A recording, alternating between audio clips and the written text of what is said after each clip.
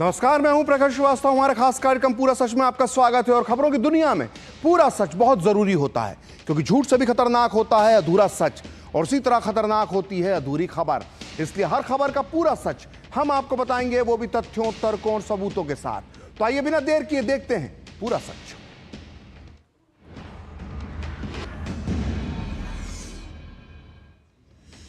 तो पाकिस्तान के राष्ट्रपति, पाकिस्तान के प्रधानमंत्री, पाकिस्तान के रक्षा मंत्री और पाकिस्तान के आर्मी चीफ, सभी को एक ही बात का डर सता रहा है, और वो डर है 1971 का। वो 1971 जब पाकिस्तान दो टुकड़ों में बंट गया था। लेकिन 2025 में पाकिस्तान के 2 नहीं, 3 नहीं, 4 भी नहीं, बल्कि 5 टुकड़े हो सकते हैं। पाकिस्तान अब कभी भी खंड खंड हो सकता है, क्योंकि पाकिस्तान में इस वक्त भड़क चुका है गृह युद्ध, सिविल वॉर। जी हां, पाकिस्तान में बलूचिस्तान से लेकर सिंध तक बगावत है प्रचंड, और पाकिस्तान जल्द हो सकता है खंड खंड। वहीं पीओके को लेकर खैबर तक बगावत की है ज्वाला जो भड़क चुकी है, और पाकिस्तान में अलग सिंधु देश और पठानिस्तान बनाने के लिए बिगुल जो है वो फूका जा चुका है। तो आज पूरा सच में हम आपको बताएंगे कि भारत से युद्ध लड़ने के ख्वाब देख रहा पाकिस्तान खुद कैसे ही अपने ही गृह युद्ध में उलझ चुका है।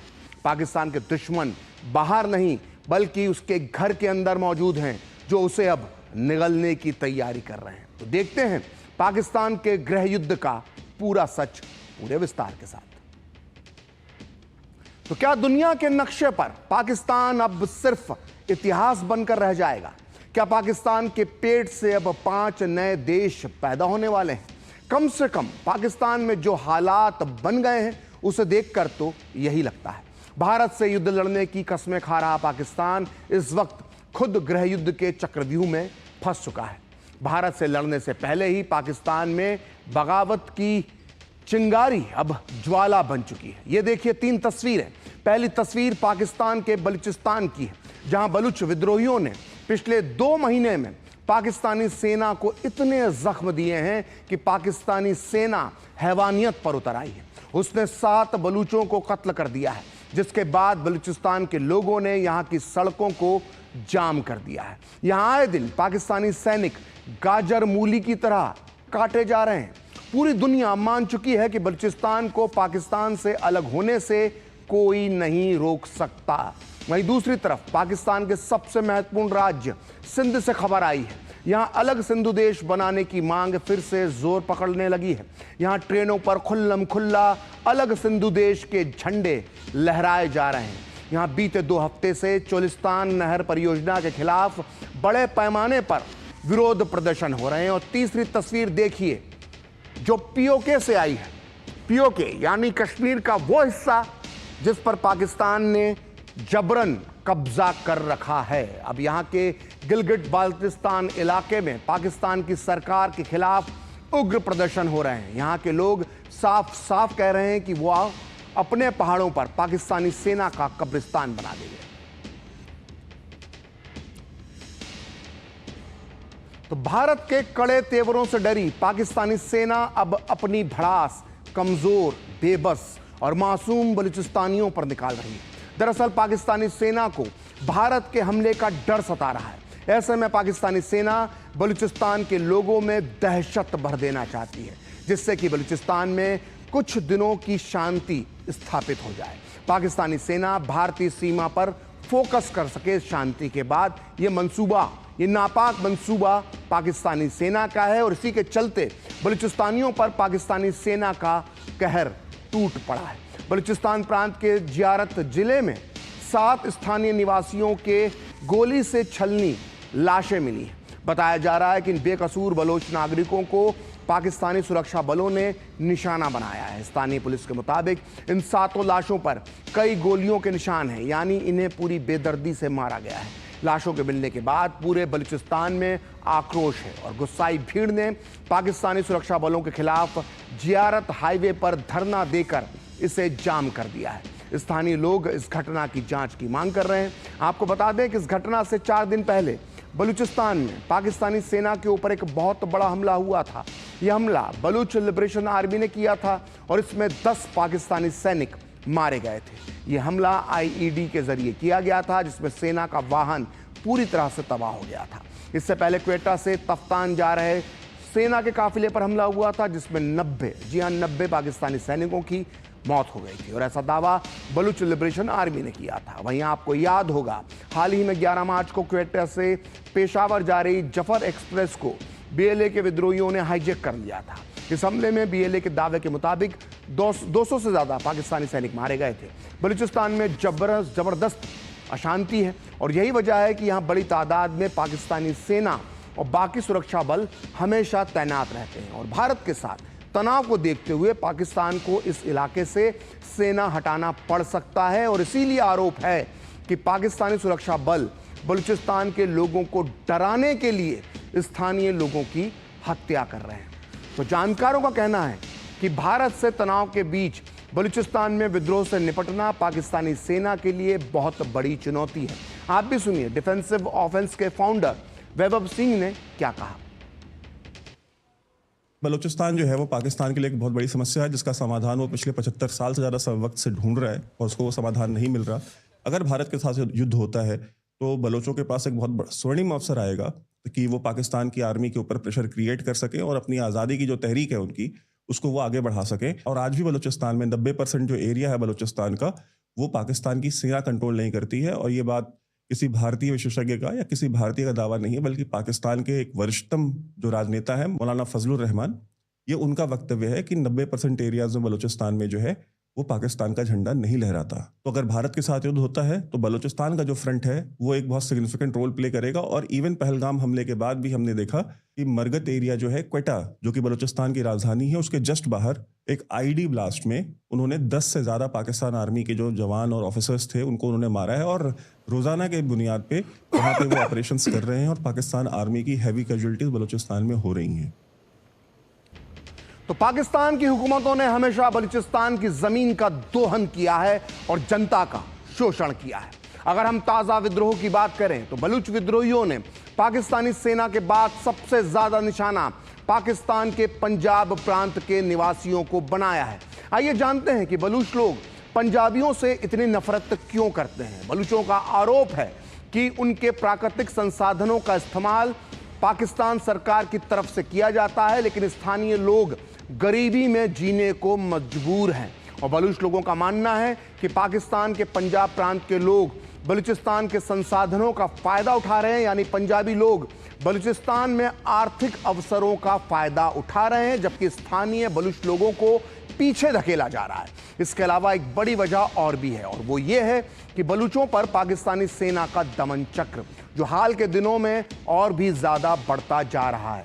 एमनेस्टी इंटरनेशनल के मुताबिक पाकिस्तान में 2011 के बाद से 10,000 से ज्यादा बलूच लोग लापता हो गए हैं, जबकि बलूच लोग ये आंकड़ा इससे भी कहीं ज्यादा मानते हैं, 50,000 से ज्यादा मानते हैं वो लोग।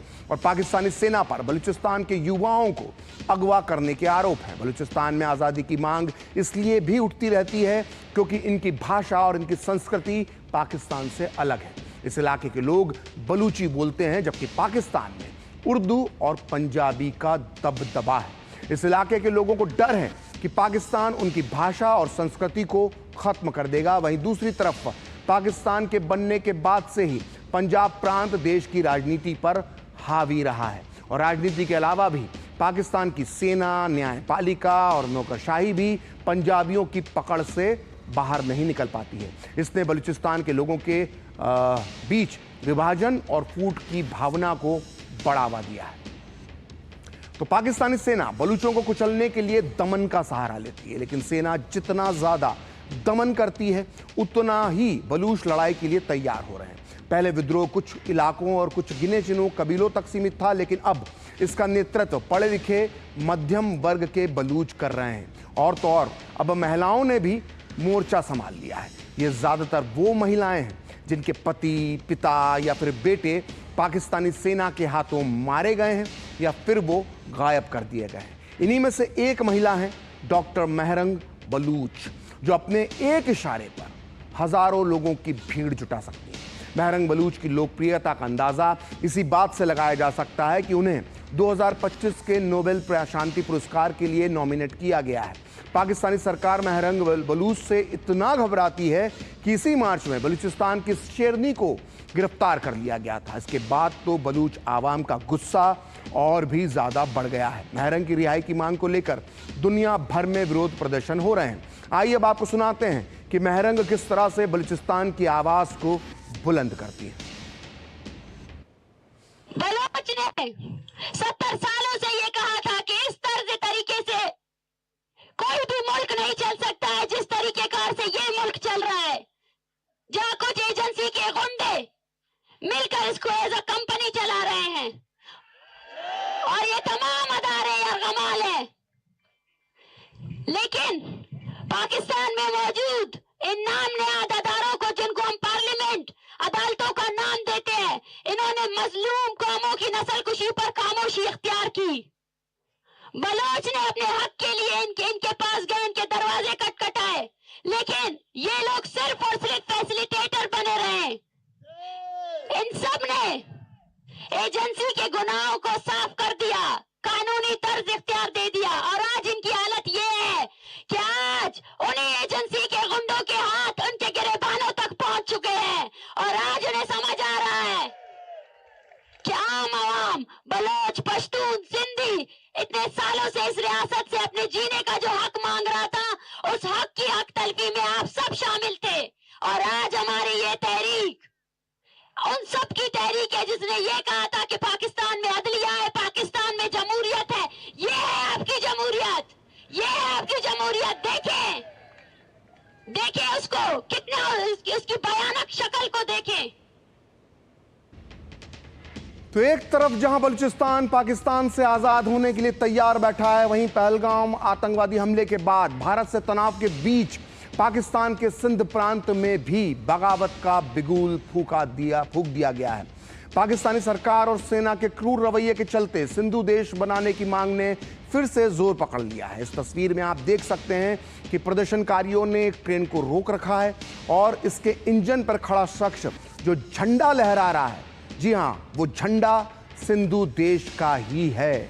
और आज की तारीख में सिंधु देश लिबरेशन आर्मी, जय सिंध कौमी मुहाज, जय सिंध मुत्तहदा मुहाज, जय सिंध छात्र संघ जैसे संगठन पाकिस्तान से अलग होकर एक अलग सिंधु देश बनाने की मांग कर रहे हैं। वहीं बीते 2 हफ्ते से सिंध प्रांत में विवादास्पद चोलिस्तान नहर परियोजना के खिलाफ बड़े पैमाने पर विरोध प्रदर्शन हो रहे हैं। कराची लिंक रोड पर प्रदर्शनकारियों ने एक पुलिस के वाहन में आग लगा दी और पथराव किया।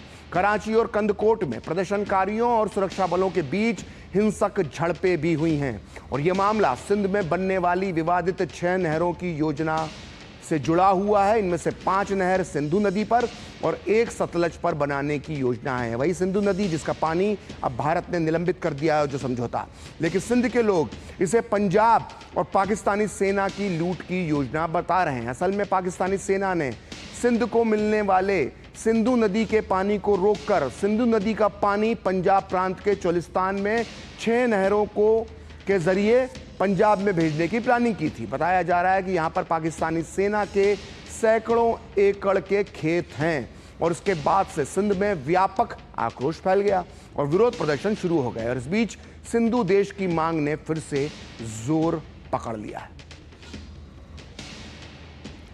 तो पाकिस्तान के army chief general Asim Munir भले ही कश्मीर को पाकिस्तान की गले की नस बताते हों, लेकिन पाकिस्तान के गले की असली नस है उसका सिंध प्रांत। और अगर यह सिंध प्रांत पाकिस्तान से अलग हो गया तो फिर पाकिस्तान का वजूद ही नहीं बचेगा, क्योंकि आबादी के हिसाब से सिंध ना केवल पाकिस्तान का दूसरा सबसे बड़ा राज्य है, बल्कि कंगाल पाकिस्तान की असली कमाई सिंध से ही होती है। सिंध पाकिस्तान के लिए कितना महत्वपूर्ण है, इसका अंदाजा आप इसी बात से लगा सकते हैं कि इसकी राजधानी कराची को पाकिस्तान की आर्थिक राजधानी माना जाता है। ठीक उसी तरह से जिस तरह से मुंबई को भारत की आर्थिक राजधानी कहा जाता है। कराची पाकिस्तान का सबसे बड़ा बंदरगाह है। इतना ही नहीं, सिंध का पाकिस्तान के इतिहास में बहुत बड़ा महत्व है। जिस इस्लाम के नाम पर पाकिस्तान टिका हुआ है, उसका भारतीय उपमहाद्वीप में पहला महत्वपूर्ण कदम, सबसे महत्वपूर्ण कदम सिंध में ही पड़ा था। मोहम्मद बिन कासिम का हमला आपको याद होगा। और इतना ही नहीं, पाकिस्तान के अब्बा हजूर मोहम्मद अली जिन्ना भी सिंध के कराची के ही रहने वाले थे और पाकिस्तान की आज़ादी के बाद कराची को ही देश की राजधानी बनाया गया था। और सिंध में होने वाली खेती से पाकिस्तान का पेट भरता है और इस राज्य की इंडस्ट्रीज पाकिस्तान की छोटी सी गुल्लक में पैसा भरती है। यानी सिंध हाथ से गया तो पाकिस्तान भी गया। सिंध सूबे की सिंधी बीते 7 दशकों से अपने लिए अलग सिंधु देश की मांग कर रहे हैं। पाकिस्तानी सरकार और सेना के जुल्म सितम के खिलाफ वो अक्सर अपनी आवाज बुलंद करते हैं। दरअसल पाकिस्तान का सबसे महत्वपूर्ण सूबा होने के बावजूद सिंध को पंजाब की तुलना में केंद्र से कम पैसा मिलता है। सरकारी नौकरियों में उन्हें कम अवसर दिए जाते हैं। यही वजह है कि यहाँ दशकों से बगावत की चिंगारी सुलग रही है और ये कभी भी ज्वालामुखी का लावा बनकर फूट सकती है। अब हम आपको बताते हैं कि आखिर स्वतंत्र सिंधु देश आंदोलन का क्या है पूरा सच, क्या है इसका इतिहास। तो पाकिस्तान से स्वतंत्र सिंधु देश बनाने की मांग पहली बार बांग्लादेश की आज़ादी के बाद 1972 में सिंध के एक महान नेता GM सईद ने उठाई थी। उन्होंने GA सिंध मुत्तहिदा महाज़ अवाल की स्थापना की। बाद में कुछ और अलगाववादी संगठन इस बैनर के तले इकट्ठा हो गए और नए संगठन का नाम रखा गया GA सिंध मुत्तहिदा महाज़। उन्होंने न सिर्फ सिंधु देश आंदोलन की नींव रखी बल्कि जीवन भर GM सईद सिंध के लोगों की पहचान और अधिकारों की लड़ाई लड़ते रहे। सईद की नज़र में पाकिस्तानी हुकूमतों का रवैया सिंध विरोधी था, लिहाजा उन्होंने इसका विरोध किया, हमेशा विरोध किया और इस वजह से उन्हें जिंदगी के लगभग 35 साल, सोचिए 35 साल नज़रबंदी में बिताने पड़े। और 1995 में नज़रबंदी के दौरान ही कराची में GM सईद की मौत हो गई। साल 2000 में GA सिंध मुत्तहिदा महाज़ के शफी मोहम्मद बराफात के नेतृत्व में फिर से उसका पुनर्गठन किया गया। उन्होंने राजनीतिक धड़े के साथ ही हथियारबंद धड़े को भी खड़ा किया। इसका नाम था सिंध लिबरेशन आर्मी, जिसके बाद विद्रोह और भी ज़्यादा तेज़ हो गया।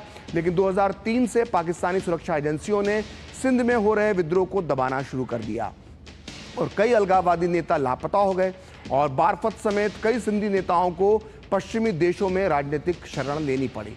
बावजूद इसके GA सिंध मुत्तहिदा महाज़ के अलावा GA Sindh Qaumi Mahaz, GA Sindh student federation जैसे कई संगठन अलग सिंधु देश आंदोलन को धार देने में आज भी जुटे हुए हैं। इनका मानना है कि पाकिस्तान सिंधु प्रांत को अपने उपनिवेश जैसा उसके साथ बर्ताव करता है, इसलिए वो अंतर्राष्ट्रीय समर्थन जुटाने समेत पाकिस्तान से सिंध की आज़ादी के लिए हर संभव तरीका अपनाएंगे, ऐसा वो कहते हैं। और जानकार मानते हैं कि ताज़ा हालात में जिस तरह से सिंध में बगावत की चिंगारी सुलग रही है वो पाकिस्तान के लिए खतरे की घंटी है।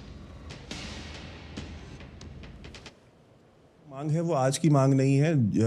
GA सिंध मूवमेंट जो है वो बहुत पुरानी मूवमेंट है और पाकिस्तान ने बड़ी ही बर्बरता से जो सिंधी नेशनलिस्ट थे, जो राष्ट्रवादी थे, जो कि आज़ादी की मांग कर रहे थे, उनको बड़ी बेदर्दी से मारा है और उसमें बहुत सारे राजनीतिक कार्यकर्ता भी थे।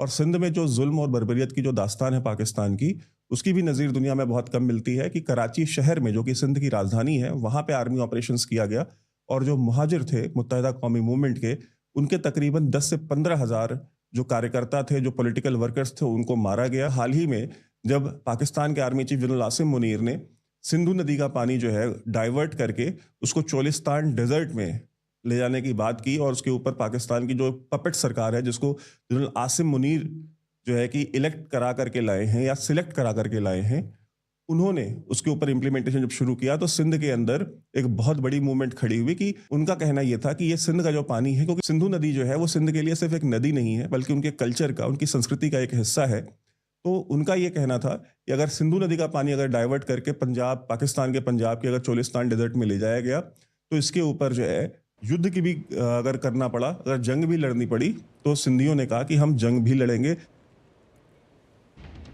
तो पाकिस्तान के कब्जे वाले गिलगिट बाल्टिस्तान में भी बगावत की चिंगारी अब आग का शोला बन चुकी है। यहाँ इस्लामाबाद की हुकूमत के खिलाफ जनता रोज सड़कों पर उतर रही है। यहाँ के लोगों ने पाकिस्तान को चेतावनी दी है कि अगर उनके जंगल और पहाड़ों पर कब्जा किया गया तो वो पाकिस्तानी सेना का यहीं पर कब्रिस्तान बना देंगे। यहाँ के आंदोलनकारियों का कहना है कि पाकिस्तान उनके जंगल और खनिजों का लुटेरा है और उसे ज़मीन छोड़ देना चाहिए। हाल ही में शिगर ज़िले में एक बड़े पैमाने पर प्रदर्शन हुआ और शिगर में प्रदर्शन कर रहे हज़ारों लोगों ने आवाज़ उठाई और ये आरोप लगाया कि पाकिस्तान की सरकार बिना इजाज़त के वहाँ के लोगों की संपत्ति को हड़पना चाहती है, जबरन हड़पना चाहती है।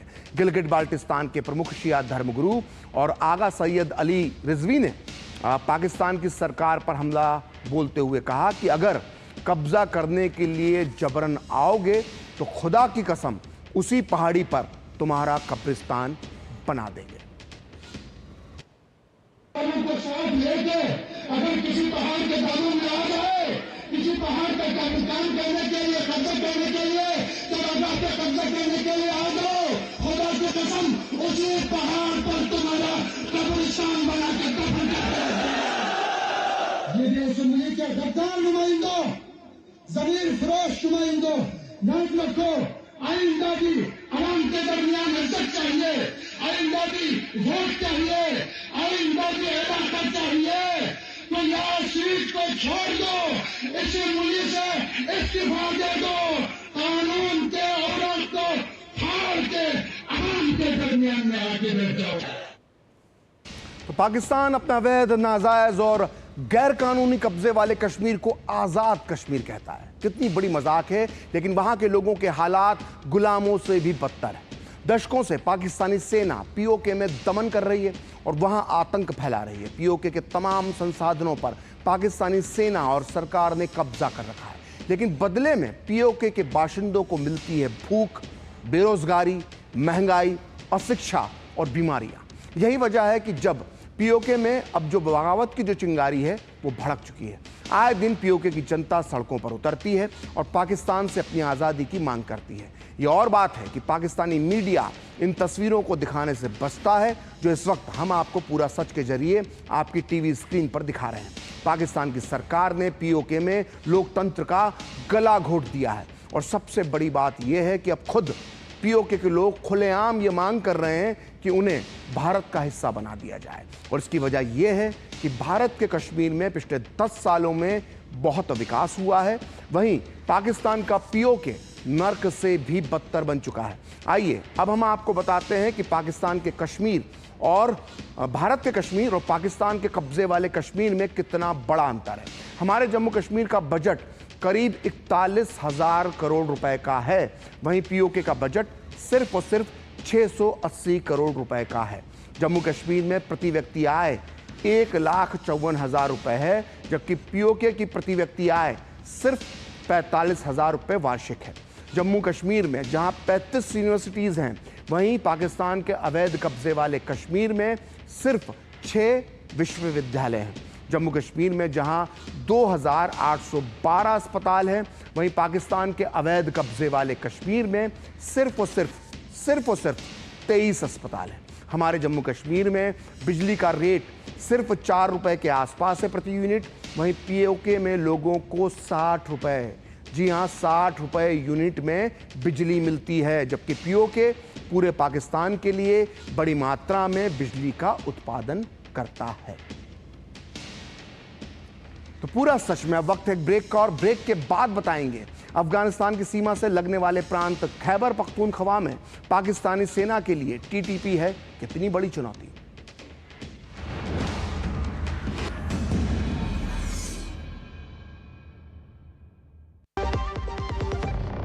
आपके घर के खाने में रेस्टोरेंट जैसा स्वाद ले आए MDH का शाही पनीर मसाला। पनीर को क्या मस्त बना डाला। बंधु, नई कार जीतने का मौका। वाओ, पापा को सरप्राइज दूंगी।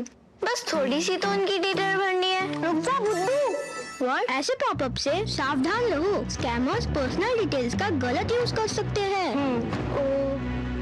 तू समझ गई ना, रिलैक्स। पर कार जीत जाते तो पापा होमवर्क नहीं कराते। RBI कहता है स्मार्ट बनो, कूल रहो। जब धरती चीर कर निकलता है लोहे का पत्थर और मिलता है मोंगिया के जोश से, फिर तपता है, पिघलता है और बनता है फौलाद। अब होता है सरिया सारी खूबियों के साथ। मोंगिया स्टील, मजबूत देश का मजबूत सरिया। जो लक्ष्य चुना था समझ आने लगा है। GLA यूनिवर्सिटी, उच्च लक्ष्य की निश्चित प्राप्ति।